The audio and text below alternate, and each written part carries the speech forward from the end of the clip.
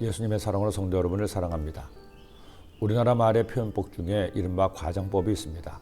과장법은 자신이 뜻한 바를 강조하기 위해서 실보다 더하게 또는 덜하게 나타내는 방법이죠. 이를테면 이런 말이 있습니다. 입이 귀에 걸렸다. 여러분 아무리 좋아서 웃는다 해도 입에 귀에 걸리겠습니까? 그렇다면 큰일이죠. 이런 말도 있죠. 쥐꼬리만한 월급을 받았다. 월급이 아무리 작아도 설마 쥐꼬리를 받을까요? 하나만 더 들어볼까요? 배보다 배꼽이 더 크다. 세상에 그런 배도 배꼽도 없습니다. 하지만 이렇게 과장법을 쓰는 것은 자신의 뜻을 좀 더 강조하기 위함이라는 겁니다. 그러기에 노래에서도 문학에서도 이런 과장법을 통해 자신이 주장하는 바를 강조하기도 합니다. 그런데 오늘 말씀을 보십시오. 실제로는 이런 일이 일어나지는 않았습니다. 그러나 또한 사실은 이렇게 강조해도 하나도 지나치지 않다는 겁니다. 400년간 애굽에서 고통을 받던 이스라엘 민족이 마침내 위대한 엑소더스를 경험합니다. 그들이 노력한 것은 아무것도 없죠. 오직 하나님께서 하나님의 능력으로 그들을 애굽에서 구원하신 겁니다. 그 놀라운 은혜를 시인은 이처럼 노래했습니다. 바다가 보고 도망하며 요단은 물러갔으니 산들은 순양들같이 뛰놀며 작은 산들은 어린 양들같이 뛰었도다. 바다야 내가 도망하면 어찌함이며 요단아 내가 물러가면 어찌함인가. 너희 산들아 순양들같이 뛰놀며 작은 산들아 어린 양들같이 뛰놀면 어찌함인가. 그들이 애굽에서 나와 가나안에 들어갈 때 산들이 뛰놀지는 않았습니다. 바다가 도망가지 않았죠. 하지만 또 사실은 홍해바다가 갈라졌고 요단강도 말랐습니다. 야훼 하나님이 강림하실 때 호렙산이 흔들렸고 뛰노는 것 같기도 했습니다. 이런 놀라운 하나님의 능력을 시인은 이처럼 강조하며 노래한 겁니다. 그러나 여러분 사실은 이런 고백을 과장법이라고 하지만 과장법이 아닙니다.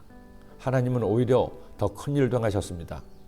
산들이 뛰는 정도가 아니죠. 저 광활한 우주를 만드셨습니다. 우주는 지금도 팽창하고 있다고 하니 그까지 바다를 가르시는 것 정도는 아무것도 아닐 겁니다. 여러분 우리가 믿는 하나님은 우리를 당신의 자녀라고 부르시는 야훼 하나님은 보통의 신이 아닙니다. 내가 상상할 수 있는 정도의 하나님이 아닙니다. 돌을 깨우쳐다는 부처님 정도가 아닙니다. 각종 형상으로 만들어진 그런 거짓 신들이 아닙니다. 오직 한 분이신 홀로 완전하신 전지하시고 전능하신 그리고 영원하신 하나님이십니다. 그 하나님을 믿지 않은 사람들이 아직도 세상에 더 많지만 우리는 그 하나님을 알고 믿고 살고 있으니 이보다 더 좋은 일이 어디 있을까요? 보은성가 가수 박종호 씨가 부른 보은성가가 있습니다. 시편 8편을 가사로 해서 최덕신 씨가 작곡한 곡이죠. 그의 첫 번째 앨범에 수록된 이 찬양이 너무나 좋아서 테이프가 닳도록 들었던 추억이 있는 곡입니다. 오늘 말씀의 묵상을 마치며 마지막으로 여러분과 이 곡을 함께 듣고 나누기를 원합니다. 여러분 우리 하나님은 아무리 과장한다고 해도 모자랄 완전하신 창조자 하나님입니다. 할렐루야. 여호와 우리 주여 주의 이름이 온 땅에 어찌 그리 아름다운지요 어찌 그리 아름다운지요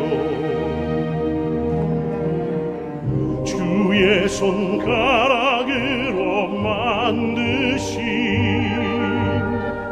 주의 하늘과 주의 베풀어 두신 달과 별 내가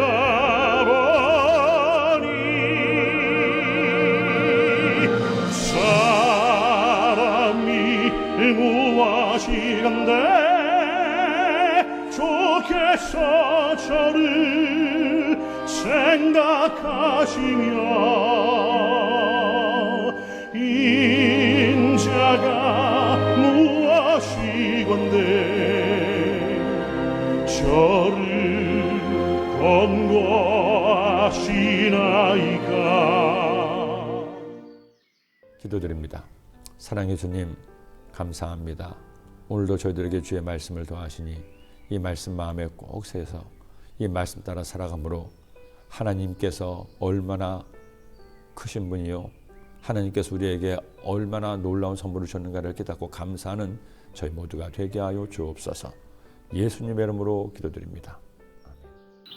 아멘.